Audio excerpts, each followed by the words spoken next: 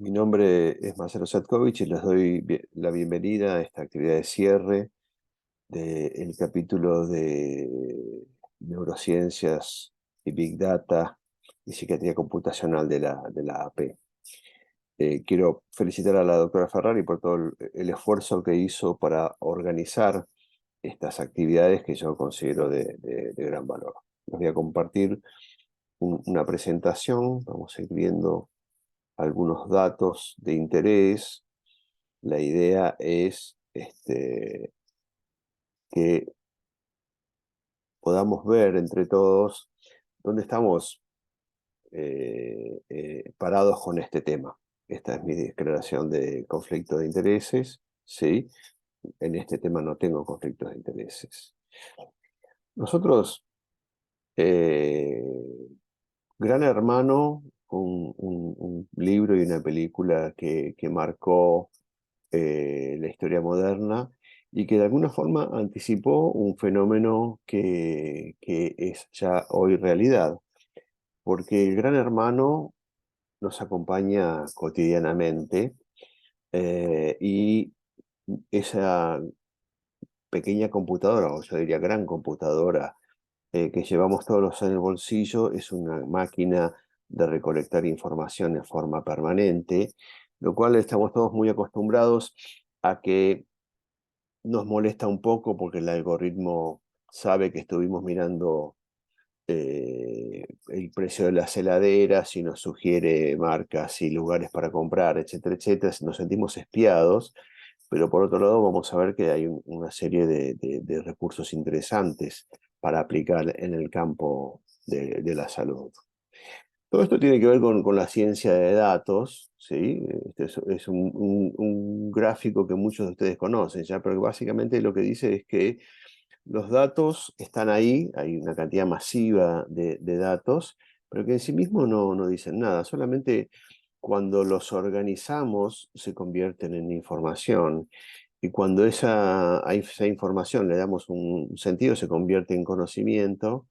Y cuando ese conocimiento se le da un significado amplio, es donde estamos en el territorio del saber. Los datos en sí mismos no dicen nada, pero el contexto, el significado y nuestra capacidad de incorporarlo es lo que los convierte en información de sumo valor, como podemos ver hoy en el campo de la econometría o de la meteorología, solamente para citar dos ejemplos. El primer antecedente de aprendizaje automatizado es el perceptrón. Fue creado a fines de la década del 50 por Frank Rosenblatt, un psicólogo cognitivo en el laboratorio de aeronáutica de Cornell en Buffalo.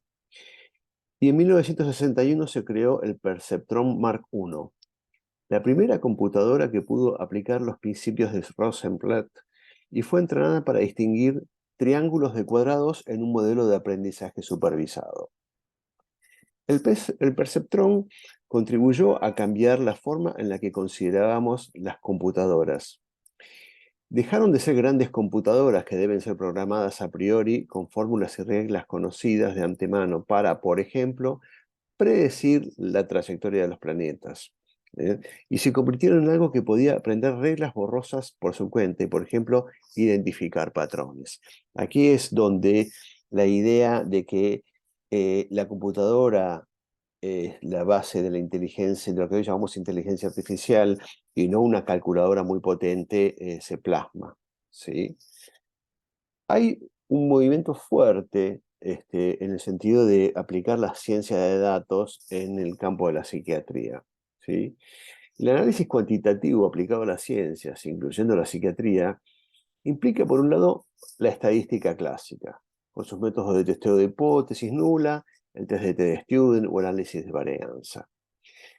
Con el advenimiento de las grandes masas de datos, esto da pie a la aparición de las técnicas de aprendizaje automatizado o machine learning, que utilizan métodos como la validación cruzada, el aprendizaje basado en vectores o algoritmos de redes neurales que le permiten descubrir principios generales que subyacen a una gran serie de observaciones, sin que el algoritmo reciba ninguna instrucción explícita.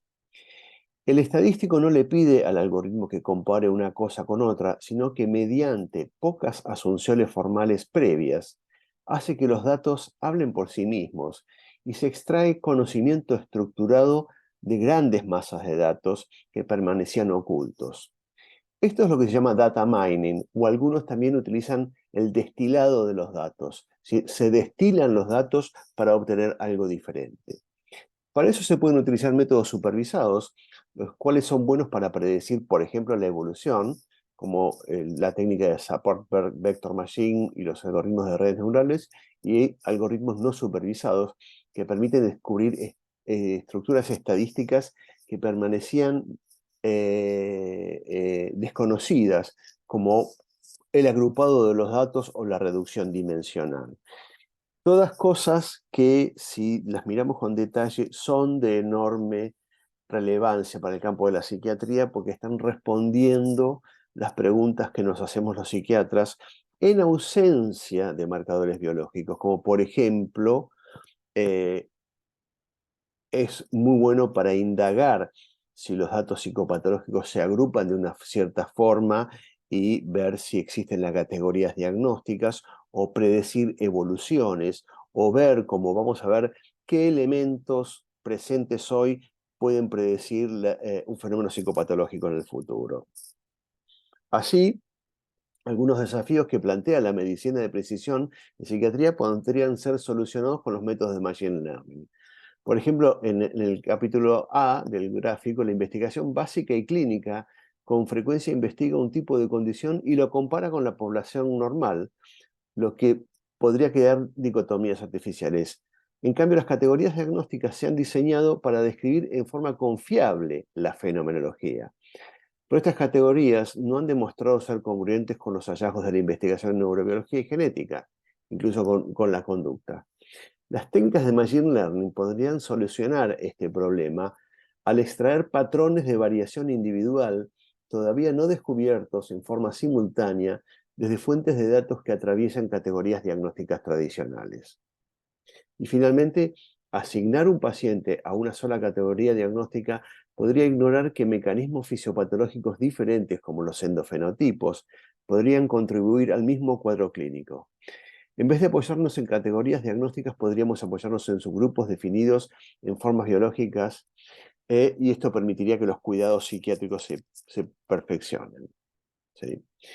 Entonces, eh, sobre la base de estos desarrollos, es que en los últimos tiempos ha nacido la psiquiatría computacional. No se trata de que las computadoras vayan a reemplazar a los psiquiatras, sino de la forma en la cual la ciencia de los grandes datos nos va a permitir encontrar algunas respuestas que venimos buscando desde hace años. La psiquiatría computacional utiliza elementos de las ciencias cognitivas, las ciencias de la computación o la bioinformática y métodos de aprendizaje automatizado que permiten descubrir patrones coherentes, así donde el ojo desnudo no lo hace. Las ciencias de datos son el equivalente de los microscopios y los telescopios, en el sentido de que ven elementos o patrones que no se ven a simple vista.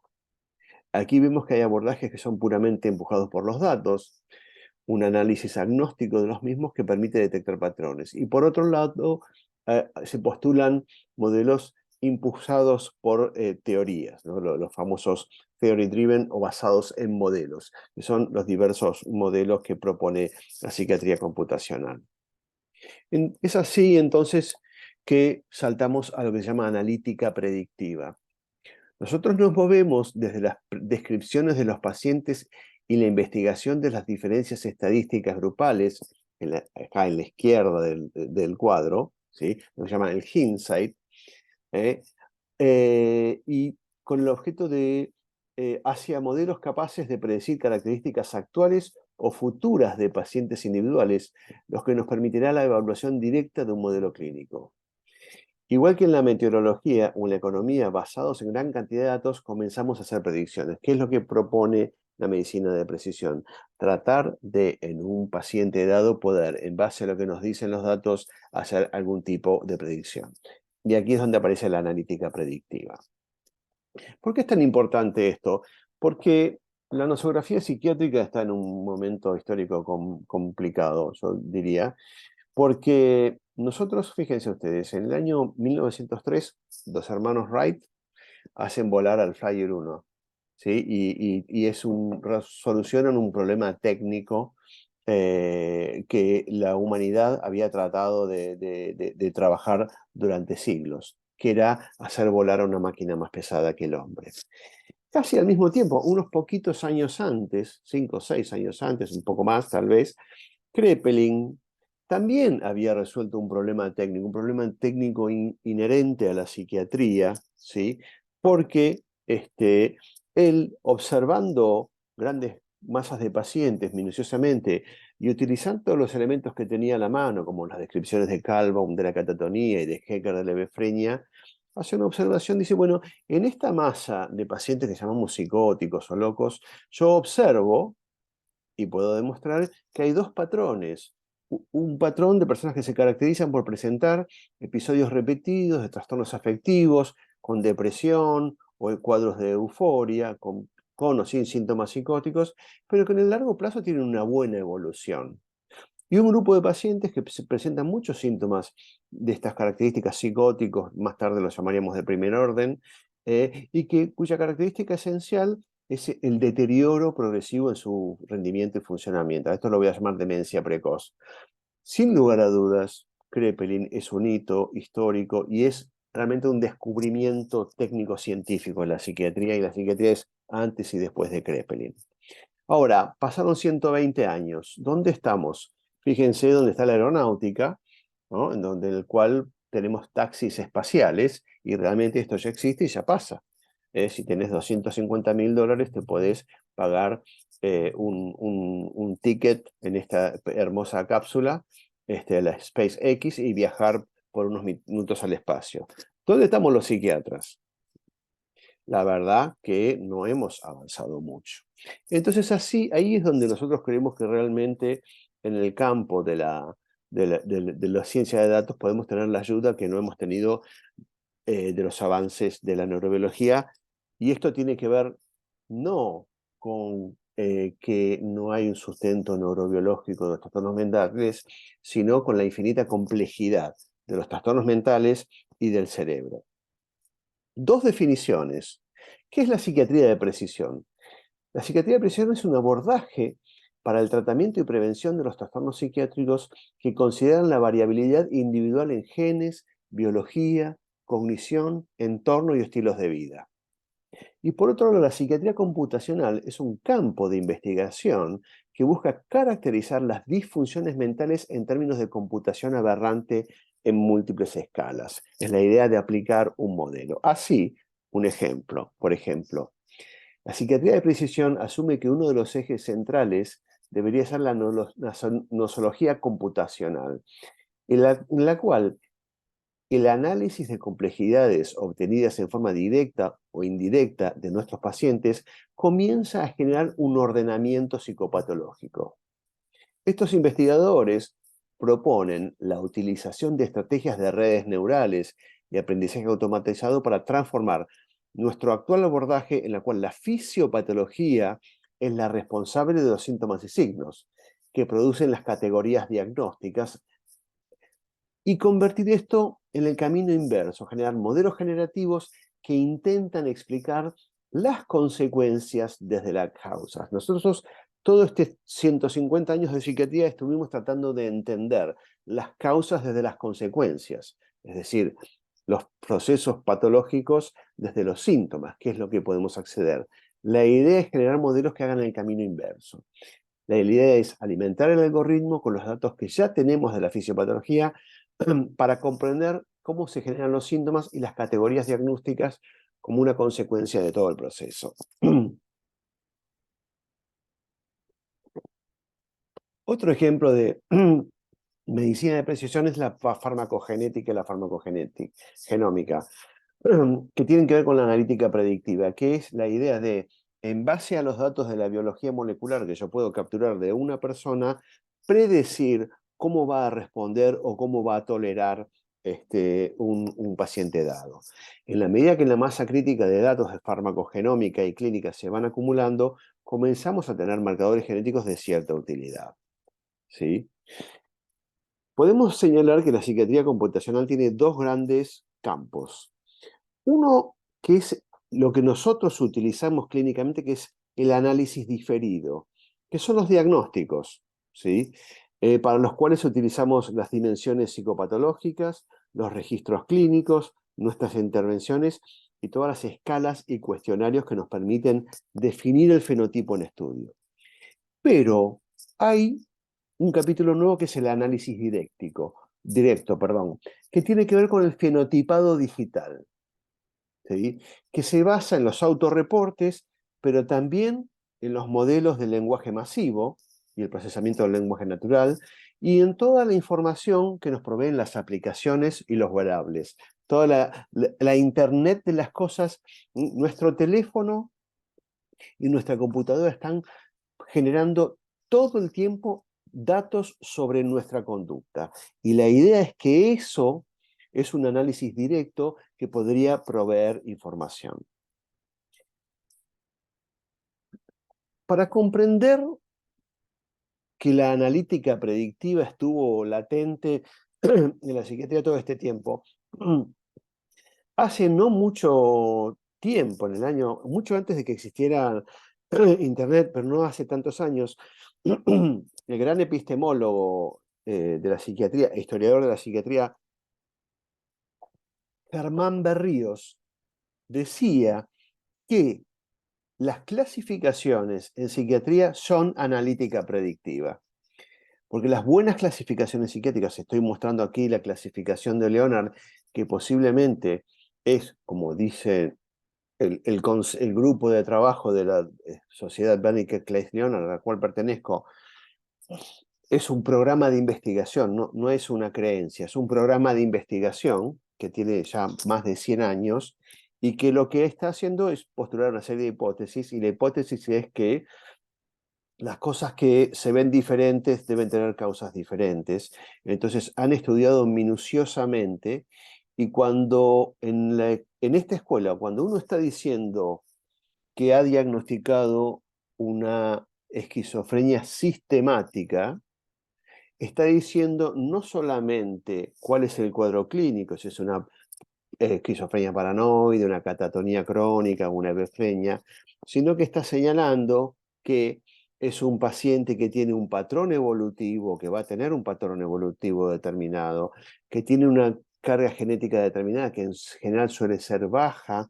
Esta es la primera escuela que sólidamente planteó que había un grupo de psicosis que no se explicaban por la carga genética, y que tenía que haber necesariamente factores ambientales intervinientes, y que son pacientes cuya evolución es lenta e insidiosa, sin tantos brotes, y tienen evolución hacia el deterioro. Eso es analítica predictiva. En cambio, cuando decimos psicosis cicloide, estamos señalando una psicosis aguda, muy polimorfa, también con baja carga genética y de buen pronóstico. Y cuando digo catatonía periódica, estoy señalando una enfermedad que evoluciona en forma remitente, con brotes y remisiones y de efecto variable, y además una de las condiciones, uno de los fenotipos psiquiátricos con más chance de convertirse en una verdadera enfermedad genética, porque la catatonía periódica es probablemente de todas las formas de psicosis esquizofrénicas la que tiene más chance de tener una carga genética determinada. Entonces ahora vamos a ver algunos casos de la utilización de la ciencia de datos en la clínica cotidiana. Por ejemplo, este es un estudio muy interesante del grupo de Albuquerque, que lo que buscan son generar predictores de transición diagnóstica del trastorno depresivo mayor al trastorno bipolar. Y esto es un estudio en red retrospectivo. Todos sabemos que es de enorme importancia clínica en esta persona que me está consultando hoy por un episodio depresivo mayor, saber si su evolución ulterior va a ser hacia la producción de un trastorno bipolar. Y si bien tenemos indicadores clínicos que nos permiten orientarnos, no tenemos certezas. Entonces, ¿qué es lo que hacen? Utilizan un modelo de Big Data para estudiar esto. Toman bases de datos, ¿sí? 5 bases de datos clínicos, una enorme cantidad de pacientes, varios cientos de miles de pacientes, y hacen un modelado. Primero un modelado puro guiado por los datos y de ahí un modelado guiado por humanos en un modelo que se llama bayesiano, ¿sí? Y eso les permite encontrar, eh, extraen centenares de variables de las historias clínicas registradas, ¿sí? Pero al final encuentran 9 covariables que son el modelo predictivo. Lo que estamos diciendo es lo siguiente: de una enorme base de datos, de 5 bases de datos clínicas de pacientes que están siendo tratados, toman los datos, los someten a un análisis automatizado con todos estos métodos que vemos aquí, regresión Cyclops, regresión calculada, etcétera, etcétera. Es decir, un modelo matemático que extrae 9 covariables que son candidatas a ser predictoras de la transición.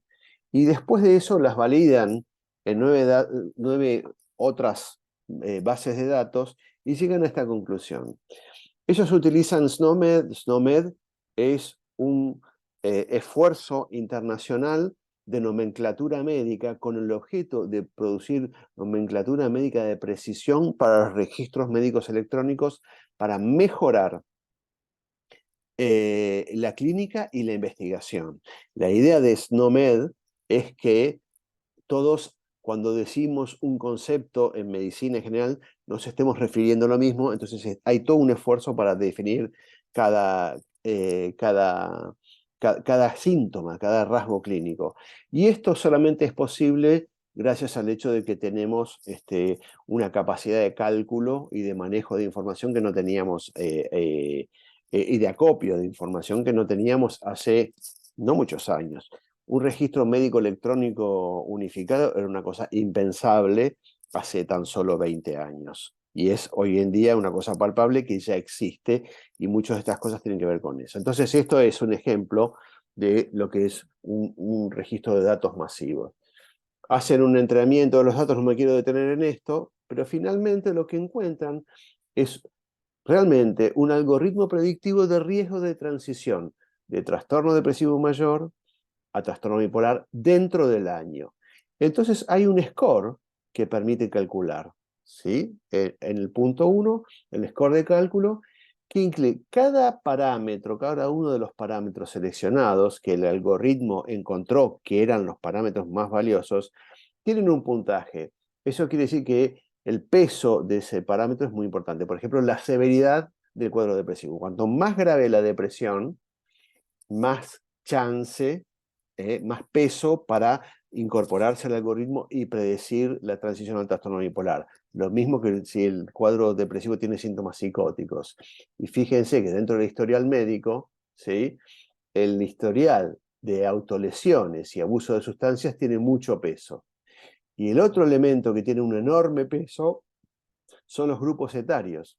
Fíjense que cuanto más joven la edad de inicio del trastorno, más peso para que se sume. No es un elemento que por sí mismo dice nada, pero todo suma, entonces se suma el score y hay el score permite predecir las personas con bastante precisión, las personas que en el transcurso de un año van a tener una transición al trastorno bipolar. Modelo matemático puro predictivo.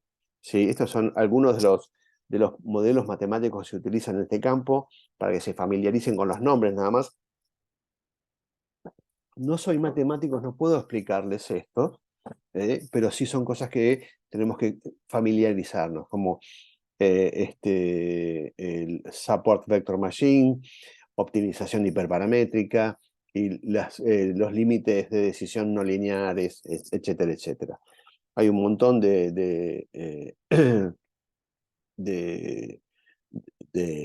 de métodos en este campo. Vamos al tema de los fenotipos digitales. Los fenotipos digitales es un capítulo muy interesante. En 1982, Richard Dawkins, el autor del famoso libro El gen egoísta, comienza a hablar del concepto de fenotipo extendido. ¿Qué es esto? Él dice, el fenotipo no se debe limitar a los procesos biológicos como la síntesis de proteínas o el crecimiento tisular, sino que debe extenderse a todos los efectos que un gen determina en el entorno, dentro y fuera del organismo del individuo. De alguna forma, estas computadoras en las cuales estamos utilizando ahora para comunicarnos son nuestro fenotipo extendido, porque son un rendimiento de nuestros genes. Con nuestros genes nosotros pudimos hacer estas computadoras. En 2015, Jane Powers y Hawkins empiezan a hablar de fenotipo digital, que definen como el resultado de la interacción entre el ser humano y los dispositivos digitales. Y en este libro que ven aquí, Healing, de Thomas Insel, que les recomiendo mucho que lo lean, no tengo conocimiento que esté traducido, pero realmente es un libro hermoso porque Thomas Insel, que es un gran pensador de la psiquiatría moderna, y que al mismo tiempo que es un gran científico y son los principales promotores de cómo vamos a utilizar todas estas cuestiones tecnológicas en la salud mental, es un humanista extraordinario y en este libro lo demuestra, ¿sí? Y él dice en este libro, tu código postal dice más de vos que tu código genético. Yo digo, yo digo, tu IP dice más de vos que tu código genético, porque estás generando información permanentemente. Este es un ejemplo de fenotipado digital en la cual se utilizó, ¿sí?, personas con trastornos del sueño y el contenido de sus twitters, ¿sí? Y realmente la, la expresión vinculada al insomnio en tweet era un predictor, ¿sí?, de la calidad del sueño de estas personas, ¿sí? Solamente un ejemplo de cómo uno, en base al contenido, podría hacer una predicción clínica. Este estudio es muy interesante. Es un estudio en el cual se utilizan fenotipos digitales, ¿sí?, datos de los teléfonos celulares de estudiantes de los college, de las universidades americanas, para detectar el riesgo de padecer síntomas de ansiedad o depresión. ¿Qué es lo que hacen? Es un estudio en el cual, por un lado, toman una de las cosas que dice este artículo, que es muy interesante, con lo cual coincidimos, es que eh, con la pandemia, la salud mental está muy en el tapete, y la otra cosa que está ocurriendo, que es lo que dicen estos autores, algo que estamos observando en la práctica cotidiana, que la capacidad de respuesta del sistema de salud en el campo de salud mental está totalmente sobrepasada. Y en este caso ellos se refieren a los sistemas de counseling, de apoyo psicológico a los chicos en los colleges. El college es esta universidad que hacen en Estados Unidos, es como una fase final del colegio secundario, ¿sí?, antes de la universidad. Entonces, ¿qué es lo que hacen? Hicieron un estudio para tratar de ver, por un lado, medir la ansiedad, la depresión, el riesgo de suicidio, la calidad del sueño, en un grupo grande de estudiantes del college. Y por otro lado, les pidieron acceso a los datos pasivos de sus celulares. Por supuesto, es un estudio protocolizado, o sea que firmando un consentimiento informado. Y ahí registraron la cantidad de llamadas, la localización, el nivel de energía, cuánto se movieron, cuánto estuvieron quietos en casas, el tiempo que estuvieron en pantalla y el tiempo que estuvieron inactivos. Y todo eso lo sometieron a un algoritmo matemático, ¿no?, para ver si de alguna forma los datos pasivos podían predecir los datos activos. Y lo que es muy interesante es que hubo una alta correlación y los datos pasivos fueron muy predictivos de los niveles de ansiedad y depresión. O sea que vos podés utilizar, con la autorización de la persona, los datos que vienen en su teléfono, para no los datos, sino la información directa del teléfono, para asumir el nivel de funcionamiento y síntomas como la ansiedad y la depresión en una persona dada. O sea que esto del fenotipo digital, que es lo que dice INSEL, que vamos a utilizar los fenotipos digitales para hacer predicciones en salud, ya es una realidad y ya se puede hacer. ¿Sí? Ya no solamente se trata de interactuar con la persona a través del teléfono, sino ni siquiera interactuar con la persona, pedirle permiso para usar sus datos, y de la misma forma que Mercado Libre te ofrece planchas, porque vos estuviste mirando los precios de la plancha, bueno, el sistema de salud te podría, por ejemplo, porque otra cosa, hay un montón de aplicaciones de salud mental manejadas por bots, y varias de esas aplicaciones ya han demostrado eficacia. Es decir, todos nos espantamos por esto que estoy diciendo, pero ya varias de estas aplicaciones han demostrado eficacia. Pensemos que estamos hablando de que el acceso a los cuidados en salud mental está cada día más complicado. Y de hecho, en nuestro medio lo estamos viendo, no estamos dando abasto para llegar a todas las personas que tenemos que llegar. Entonces, estos estudios... Y esto es un ejemplo de el procesamiento del lenguaje. Esto es una discípula de Enzo Tagliasucci, Camila Sanz, esto es una tesis de licenciatura en la Facultad de Física, ¿sí? En la cual utilizaron una base de datos, ¿sí? Eh, de usuarios de alucinógenos, ¿sí? Ahora les explico qué es este mapa. Usaron una base de usuarios de alucinógenos y vieron, en esa base de datos hay reportes de los tipos. ¿Cómo fue la experiencia? Me sentí así, cómo fue toda esa experiencia con los diversos tipos de sustancias. Y lo interesante es que sacando, sí, sacando a través de un análisis complejo del lenguaje, el algoritmo de procesamiento del lenguaje natural que ellos hacen pudo predecir qué tipo de alucinógeno había tomado la persona. Imagínense las implicancias que esto podría llegar a tener para, por ejemplo, la predicción de la respuesta a los medicamentos. Ya hay estudios de este tipo con redes neurales para predecir la respuesta para placebo en pacientes. Entonces, es un ejemplo muy interesante de un estudio científico muy profundo en el cual se utiliza un algoritmo matemático que tiene que ver con el modelo que se utiliza en el SnapGPT, que son estos modelos masivos del lenguaje, ¿eh? Para el análisis de información y recabar información que de otra forma no estaría tan fácilmente accesible. Lo que hemos visto es que realmente la ciencia de datos en salud mental, en primer lugar, llegó para quedarse, que los registros médicos electrónicos unificados tienen una gran importancia porque nos van a permitir acceder a información que no estamos viendo.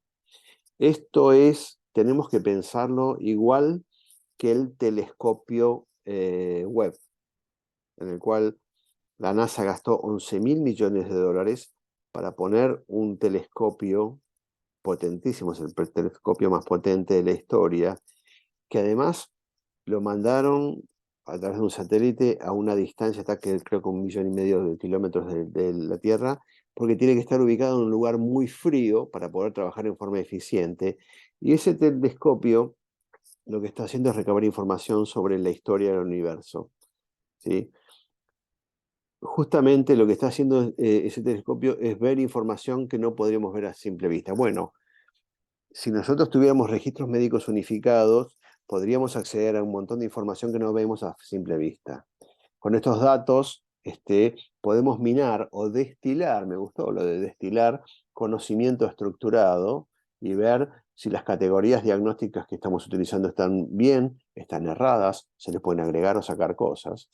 Y esto, el aprendizaje automatizado nos permitiría tratamientos individualizados, predicciones evolutivas y recalibración de los diagnósticos. Es decir, que la ciencia de datos viene no a reemplazar a los médicos, sino a ayudarnos, y sobre todo a los psiquiatras, en nuestro trabajo. Por supuesto, tengo que aclarar, para que no queden dudas, de que nada va a reemplazar al encuentro interpersonal entre un médico, un psiquiatra, un terapeuta y su paciente. Eso nunca será reemplazado, ¿sí? Estamos hablando de herramientas que nos ayuden a mejorar ese trabajo. Si yo no tengo que estar adivinando qué medicamento o qué tipo de psicoterapia le voy a dar, es mejor, porque me puedo dedicar ese tiempo valioso a conectarme con esa persona. Muchas gracias.